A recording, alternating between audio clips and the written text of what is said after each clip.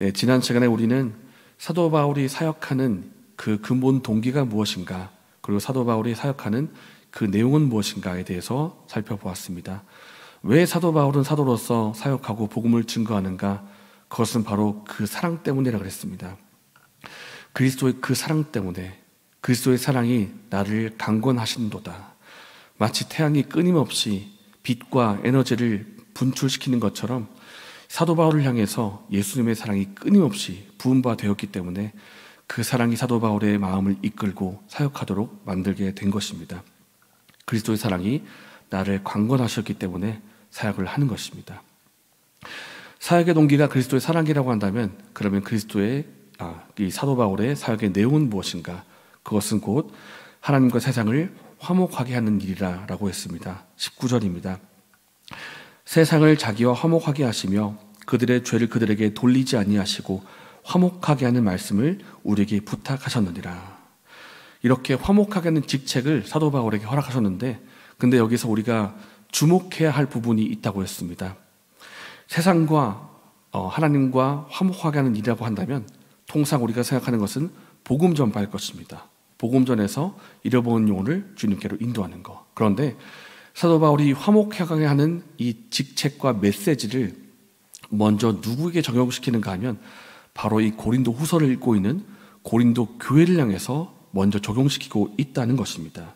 20절입니다. 그러므로 우리가 그리스도를 대신하여 사신이 되어 하나님이 우리를 통하여 너희를 권면하시는 것 같이 그리스도를 대신하여 간청하노니 너희는 하나님과 화목하라. 내가 그리스도를 대신해서 여러분에게 간청합니다. 여러분 하나님과 화목하시기를 바랍니다. 라고 하면서 이 화목하라는 메시지를 고린도 교인들에게 하고 있다는 것입니다. 이것이 이상합니다. 왜냐하면 고린도 교인들은 이미 복음을 받은 사람들이고 하나님과 화목한 사람들인데 왜 또 화목하라고 하는가? 그 이유를 봤더니 그들이 복음을 받았을지는 몰라도 지금 사도 바울이 볼 때는 하나님과 화목하지 못한 상태에 있었기 때문입니다. 마치 사랑하는 연인 사이에 제3자가 끼어들어가지고 그 사랑을 회방시키는 것처럼 그리스도와 이 고린도 교회 사이에 무언가가 끼어들어와가지고 화목하지 못하도록 회방을 놓고 있었다라는 것입니다. 그렇기 때문에 사도 바울이 화목하기를 바랍니다. 이렇게 간청하고 있는데, 이 화목하라는 메시지의 이 맥락이 오늘 본문 1절까지도 연결이 되고 있습니다. 1절입니다. 우리가 하나님과 함께 일하는 자로서 너희를 권하노니 하나님의 은혜를 헛되이 받지 말라. 은혜를 헛되이 받지 말라. 헛되이 받지 말라는 것은 은혜를 여러분들이 받았다면 받은 자답게 살라는 말이고, 복음을 받았다면 복음에 합당한 삶을 살라라고 말하고 있는 것입니다. 이 말을 고린도 교회인에게 하는 이유 똑같습니다. 고린도 교회들을 봤을 때 이 은혜를 받은 자답게 살고 있지 않고 있었기 때문이고 복음에 합당한 삶을 살고 있지 않았기 때문이며, 지난주의 말씀과 합해서 말하자면 그들이 하나님과 화목하지 않았던 모습이 그들에게 여전히 있었고, 그리고 은혜 받지 못한 모습, 그러니까 은혜 받았음에도 불구하고 받은 자답게 살지 못한 모습이 그들에게 있었기 때문에 은혜 받은 자께 살라, 은혜를 헛되이 받지 말라, 이렇게 말하고 있다는 것입니다. 어떤 모습이었겠습니까? 교인들이 당파를 만들고 서로 다투고 싸웁니다. 교회 안에서 서로 시기와 질투가 있습니다. 교만한 마음으로 자신의 지혜와 지식을 자랑합니다. 그렇게 자랑하면서도 다른 사람을 향한 관심과 사랑을 베풀지 않고 무관심한 상태에 있습니다. 그리고 무엇보다 말씀에 순종하지 않고 죄와 불순종하는 모습이 이들에게 있습니다. 이러한 모습들이 교회 안에 있으니까 이것이 방해물이 되어서 그리스도와 교인 사이의 관계를 회방시키고 화목하지 못하게 만들고 은혜 받은 자답게 살지 못하게 만드는 그런 모습들이 있더라는 것입니다. 그렇기 때문에 다시 화목하십시오, 다시 은혜 받은 자답게 사십시오라고 간청하고 있다는 것입니다. 저와 여러분은 어떻습니까? 하나님과의 관계에 혹시 끼어들어와 있는 것이 있지는 않으십니까? 그것이 혹시 돈입니까? 그것이 어쩌면 어떤 사람입니까? 아니면 그 무언가 내가 소중히 여기는 것이 있지는 않습니까? 그것이 무엇이든지 간에 하나님과의 관계를 대체할 수 없다는 것을 우리가 알기를 원합니다. 그리고 이 시간 그것을 내려놓고 다시 주님께로 돌아가 주님과의 사랑의 관계를 회복하는 여러분 되시기를 예수님의 이름으로 축복합니다. 바울은 이전 본문에도 오늘도 말합니다. 나는 화목하게 하는 직책을 받아 지금 수행하고 있습니다. 나는 화목하게 하는 직분을 수행합니다. 그리고 이 직분을 감당하기 위해서 얼마나 많은 고난을 받아야 했는지 하는 것도 말하고 있는데 4절과 5절 말씀에 그 고난이 어떤 고난이었는가 목록을 말해주고 있습니다. 4절부터 한번 보면 이렇습니다. 오직 모든 일에 하나님의 일꾼으로 자천하여 많이 견디는 것과 환난과 궁핍과 고난과 매맞음과 갇힘과 난동과 수고로움과 자지 못함과 먹지 못함 이런 가운데 내가 있었다 이렇게 말하고 있습니다. 이것이 바로 사도 바울이 겪었던 이 고난의 목록이라고 말할 수가 있는데 숫자를 세어보니까 한 9개 혹은 10개 정도 되는 것 같습니다. 이 단어 하나하나를 읽어보면 사도 바울이 그동안 어떤 고난을 당했는지 그림이 그려지는 것만 같습니다. 내가 매맞고 옥에 갇혔다라는 것은 바로 사도행전 16장에 바울과 실라가 복음을 전하다가 매맞고 옥에 갇힌 장면이 떠올라지고 또 내가 폭도들을 만났다. 그러니까 난동하는 것을 만났다라는 것은 사도행전 19장에 에베소에서 폭도들을 만나가지고 고생했던 일이 생각이 나고요. 그리고 또 내가 자지 못했고 먹지 못했다라는 말씀을 생각해보면 사도행전 27장에 사도 바울이 로마로 배를 타고 압송이 되면서 풍랑을 만나가지고 여러 날 동안 먹지 못하고 자지 못했던 그 사건들이 이렇게 떠오르게 되는 것입니다. 사도 바울이 이렇게 고난의 목록들을 말하는데 이것을 말하는 이유는 내가 얼마나 힘들었는지 너희들 아냐? 너희들 이거 알아야 돼. 이렇게 말하는 목적이기보다는 오히려 그 다음의 내용이 있습니다. 우리가 이 고난의 목록 다음에 보면 우리가 놀랄 만한 그런 내용들이 나와 있는데 무엇인가 하면 역설이 있다는 것입니다. 놀라운 반전과 역설이 이 다음의 내용에 나온다. 비록 바울이 겪었던 고난은 너무나 부정적이고 고통스러운 것이었습니다만은 너무나 역설적이게도 너무나 그런 반전이게도 그 고난 가운데 선한 열매들을 맺을 수 있었다라는 것입니다. 5절 마지막 단어부터 제가 한번 읽어보겠습니다. 가운데서도 이렇게 나옵니다. 가운데서도. 이 가운데서도라는 뜻은 앞에 말했던 그 모든 고난을 말하고 있습니다. 내가 이렇게 고난을 당했었는데 그러나 그 가운데서도 선한 열매가 맺힐 수가 있었다라는데 그것이 바로 6절 7절입니다.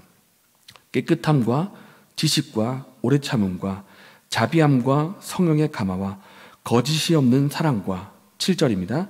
진리의 말씀과 하나님의 능력으로 의의 무기를 좌우에 가질 수가 있었다. 비록 바울은 정말 부정적인 환경, 정말 고통스러운 고난 가운데 놓여 있었습니다. 환난, 궁핍, 고난, 매맞음, 감옥에 갇힘, 수고롭고 잠자지 못하고 그런데 그 가운데서도 너무나 아름다운 열매를 맺을 수가 있었고 너무나 놀라운 반전의 역사를 경험하게 될 수가 있었다라는 것입니다. 더 놀라운 반전이 8절부터 나옵니다.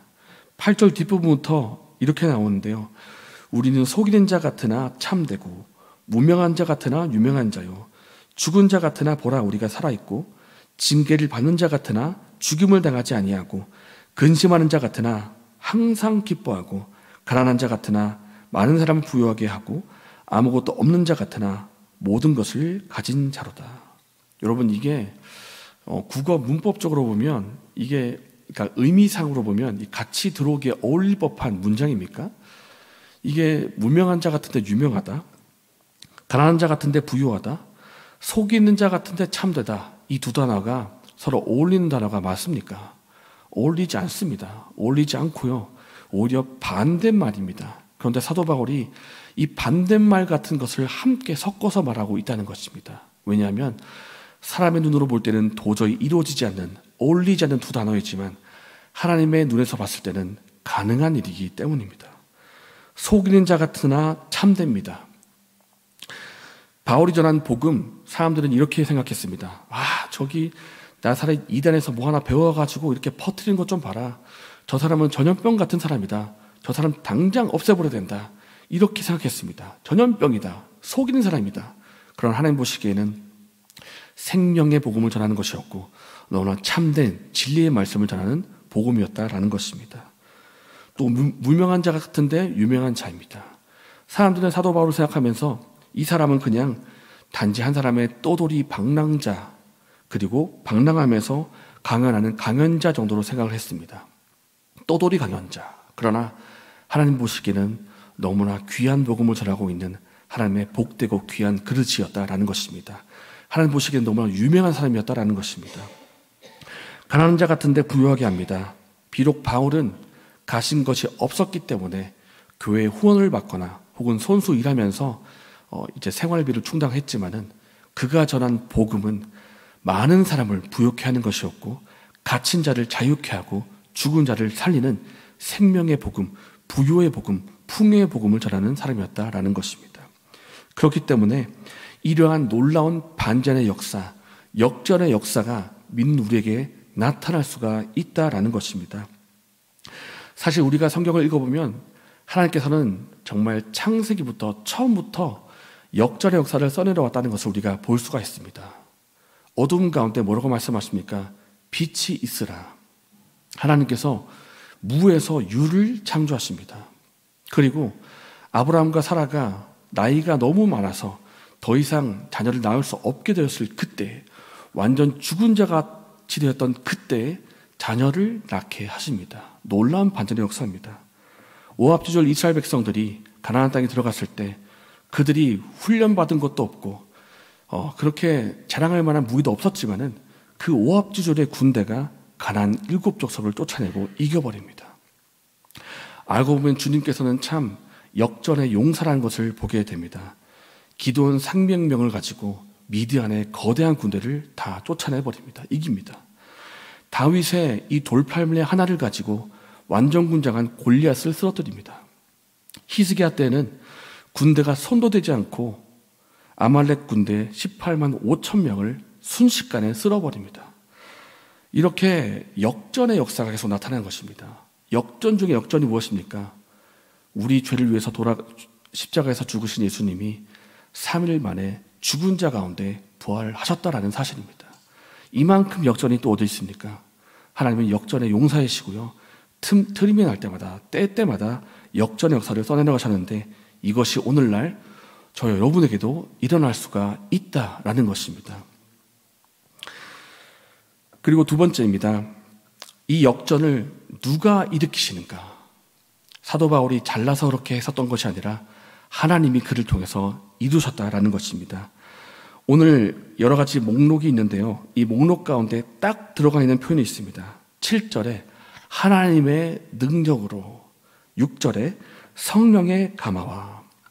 그러니까 이 반중과 역전의 역사를 누가 일으키셨는가? 바로 하나님이 하나님의 능력을 통해서 성령의 감화로 사도 바울 가운데 쓰셨다라는 것입니다. 이렇게 보면 하나님께서는 역전의 전문가라는 생각이 들고요. 역전으로 행하시기를 좋아하신다는 생각이 듭니다. 왜냐하면 이 역전의 역사를 이루실 때 우리가 자랑할 만한 게 단 하나도 없어지기 때문입니다. 정말 내가 막다른 골목에 섰을 때 어둠 가운데에서 더 이상 내가 아무것도 할 수 없다. 난 이제 정말 할 수 없다라고 말할 그때 하나님께서 역전의 역사를 쓰심으로 이 일은 정말 하나님이 하셨습니다. 이 일은 정말 주님의 역사입니다. 주님께 영광을 돌립니다라고 고백할 수밖에 없게 만드시는 것입니다. 그렇기 때문에 주님이 역전의 역사를 써내려 가신다라는 것입니다. 사랑하는 여러분, 여러분의 삶은 지금 현재 어떠하십니까? 삶의 무게가 너무 무겁고 압박 때문에 힘겨워하고 계시는 않으십니까? 여러분 삶에 궁핍이 찾아와서 여러분을 고통스럽게 하고 있거나 환난과 핍박이 여러분을 괴롭히고 있지는 않습니까? 바로 그 가운데서도 역전의 역사를 써내려 가시는 주님이 계심을 믿으시기를 바랍니다.